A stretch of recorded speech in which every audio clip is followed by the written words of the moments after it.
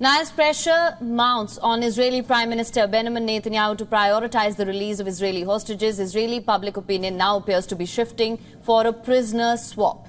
Well, even if it means a pause in the country's ongoing military aggression, this is what they're asking for. Such a scene was on display at the Tel Aviv square, where hundreds of people gathered to show solidarity for the Israeli hostages taken by Hamas. People held photos of those held captive in the Gaza Strip, and some people in attendance were speaking on behalf of their loved ones who are desperately seeking answers now. For the past 9 months, the Tel Aviv square was roiled with protests against the judicial overhaul bill introduced by Netanyahu.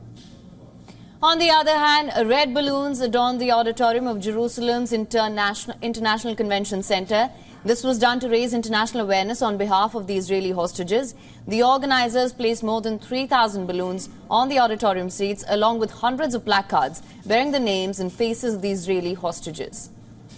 Meanwhile, US President Joe Biden has said that 74 Americans with dual citizenship have been evacuated from the Gaza Strip. While relaying the figure to the media, Biden called the development good news. The evacuations come after Biden had announced that the US had secured safe passage for wounded Palestinians and foreign nationals to exit the war-torn Gaza Strip through the Rafah crossing. National Security Council spokesperson John Kirby has said that the Biden administration expects to get all US citizens out of Gaza, but it will take time.